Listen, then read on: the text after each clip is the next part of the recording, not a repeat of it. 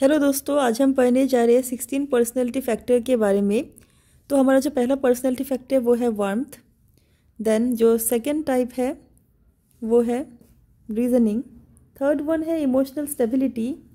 Then fourth one है dominance. इसके बाद है लाइवलीनेस। Then rule consciousness. इसके बाद है social boldness. then sensitivity, then vigilance, then abstractedness, privateness, apprehension, openness to change, self-reliance, perfectionism, tension। ये है 16 पर्सनैलिटी फैक्टर। अभी हम अगर एक एक करके पर्सनैलिटी फैक्टर को स्टडी करें तो पहले से हम देखते हैं। जो पहला पर्सनैलिटी फैक्टर वो है वार्मथ। दैट मीन्स दूसरे हमारे प्रति कितना एफेक्शनेट है या फ्रेंडली है, या हम दूसरों के प्रति कितना फ्रेंडली या हमारा एफेक्शन है। इसमें कौन सा पर्सनैलिटी होता है? लोग बहुत ज़्यादा वार्म, आउटगोइंग, सपोर्टिव होते हैं, बहुत ज़्यादा फ्रेंडली होते हैं। या जब ये पर्सनैलिटी वार्मथ वाला पर्सनैलिटी बहुत ज़्यादा लो हो जाता है, उस केस में क्या हो सकता है? लोग बहुत ज़्यादा रिजर्व्ड हो सकते हैं। तो ये एक केस है। अभी रीजनिंग वाला अगर हम लेते हैं, रीजनिंग मतलब हम अपने मानसिक स्थिति को कैसे यूज़ कर सकते हैं प्रॉब्लम सॉल्व करने के लिए। जो कॉग्निटिव स्किल है हम लोगों का, हम कैसे उससे डिफरेंट प्रॉब्लम सॉल्व कर सकते हैं। तो इसमें क्या हो सकता है? अगर बहुत ज़्यादा हाई हुआ ये रीजनिंग स्किल, तो वो एब्स्ट्रैक्ट थिंकर होगा। मतलब वो इमेजिनेशन से ही एक प्रॉब्लम को सॉल्व कर सकता है। क्विक लर्नर होगा, हर एक चीज़ वो जल्दी लर्न कर सकता है। जो दूसरा केस है वो जब उसका लो हो जाता है रीजनिंग कैपेसिटी, तो वो कंक्रीट थिंकर है। मतलब हर चीज़ को वो महसूस करके नहीं समझ सकता, उसको देखना होगा, उस चीज़ को प्रैक्टिकल होता है। तो वैसा पर्सनैलिटी होता है। देन थर्ड वाला इमोशनल स्टेबिलिटी। जो इंसान बहुत ज़्यादा इमोशनली स्टेबल है वो इंसान कैसा होगा? अगर उसका इमोशनल स्टेबिलिटी बहुत ज़्यादा हाई हो गया तो इस केस में वो इमोशनली स्टेबल और कंपोज्ड होगा। अगर उसका इमोशनल स्टेबिलिटी लो हुआ तो वो बहुत ज़्यादा इजीली अपसेट हो जाता है या रिएक्टिव हो जाता है हर सिचुएशन में। नेक्स्ट है डोमिनेंस। डोमिनेंस मतलब हर एक सिचुएशन को वो अपने हिसाब से कंट्रोल करना चाहता है। अगर ये डोमिनेंस बहुत ज़्यादा हाई हो गया तो वो कम्पिटिटिव हो जाएगा। अगर बहुत ज़्यादा लो हो गया तो वो सबमिसिव या एकोमोडेटिंग, मतलब हर किसी के साथ वो मिलजुल के रहना चाहता होगा, और कोई अगर उसको डोमिनेट भी कर रहा है तो वो सह लेगा। देन नेक्स्ट पर्सनैलिटी है लाइवलीनेस। लाइवलीनेस मतलब full of energy and enthusiasm, बहुत ज़्यादा एनर्जेटिक। अगर ये हाई हो गया तो इंसान बहुत ज़्यादा एनर्जेटिक होगा, चीयरफुल होगा। अगर लो हो गया तो बहुत ज़्यादा सीरियस हो जाएगा, हर एक सिचुएशन में वो बहुत ज़्यादा सीरियसली वो सोचेगा। ठीक है। तो नेक्स्ट है रूल कॉन्शियसनेस। रूल कॉन्शियसनेस मतलब सोशल नॉर्म्स एंड रूल। कोई भी इंसान सोशल नॉर्म्स एंड रूल को ब्रेक नहीं करना चाहता है, लेकिन कभी कभी केस में क्या हो जाता है कि बहुत ज़्यादा अगर उसका सेल्फ कॉन्शियसनेस है ना, रूल कॉन्शियसनेस, तो वो बहुत ज़्यादा ड्यूटीफुल एंड रिस्पॉन्सिबल, टाइम पे ऑफिस आओ, टाइम पे जाओ, वैसा वैसा हो जाता है। अगर उसका लो है ये रूल कॉन्शियसनेस तो वो अनकन्वेंशनल और रेबेलियस, मतलब जैसे हमारे ब्रिटिशर्स को रेबेल किए थे हमारे भारत के संग्रामियों ने, तो वैसा रेबेलियस हो जाएगा। तो पॉजिटिव भी है इसका, नेगेटिव भी है।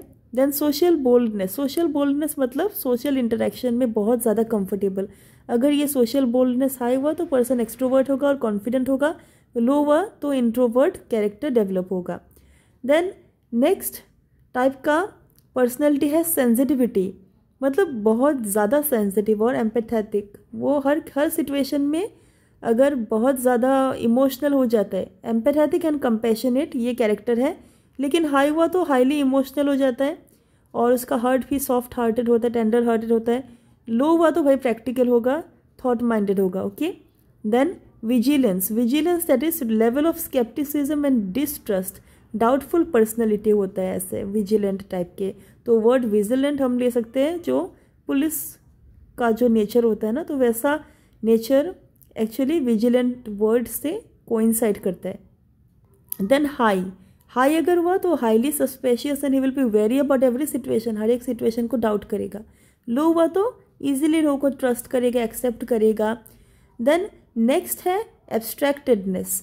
एब्स्ट्रैक्टेडनेस अभी क्या होता है हम देखते हैं। एब्स्ट्रैक्टेडनेस में क्या हो जाता है, interest in ideas and imagination. वो हाईली एब्स्ट्रैक्ट थिंकिंग उसका डेवलप होगा, वो बहुत ही इमेजिनेटिव कैरेक्टर का होगा। अगर ये बहुत ज़्यादा हाई हुआ तो ये अच्छा नहीं होता है, किसी किसी केस में डे ड्रीमिंग डेवलप होता है।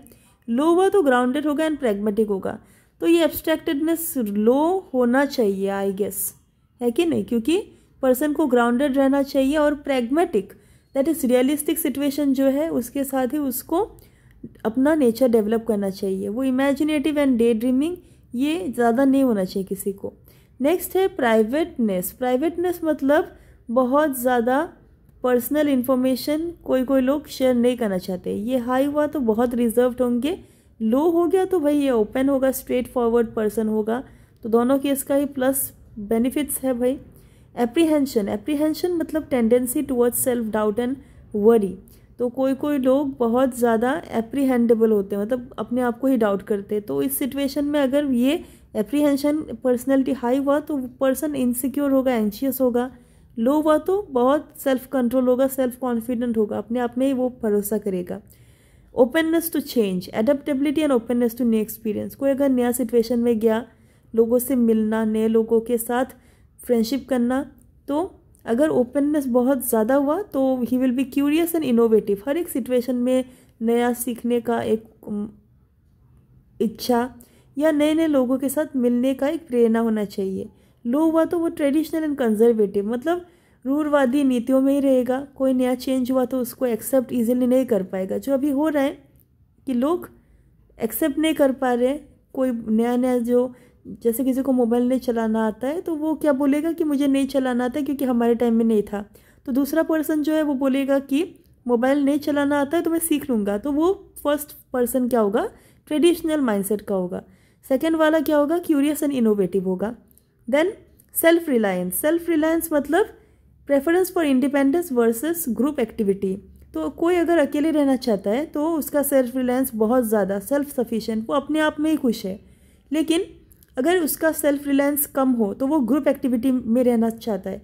तो अगर हम चिल्ड्रन बिहेवियर को ऑब्जर्व करें, कोई चाइल्ड क्या है, वो अगर उसको कोई टास्क दिया तो वो अपने आप करेगा, होमवर्क भी अपने आप करेगा। कोई लोग क्या करते हैं कि वो कोलैबोरेशन में या टीम वर्क में क्लास में बैठ के वो अपना होमवर्क कंप्लीट कर लेगा दोस्तों के साथ मिलके। तो दो डिफरेंट टाइप का सेल्फ रिलायंस कैरेक्टर डेवलप कर सकता है। नेक्स्ट है परफेक्शनिज्म। ये हम परफेक्शनिज्म मतलब क्या हो रहा है कि कोई इंसान बहुत ज़्यादा परफेक्ट बनना चाहते हैं। जैसे आमिर खान, उनको मिस्टर परफेक्शनिस्ट बोला जाता है क्योंकि वो जब भी डायरेक्शन करते हैं, एक्टिंग करते हैं तो नुक एंड कॉर्नर जो है सब कुछ देख के एकदम प्रॉपर होना चाहिए।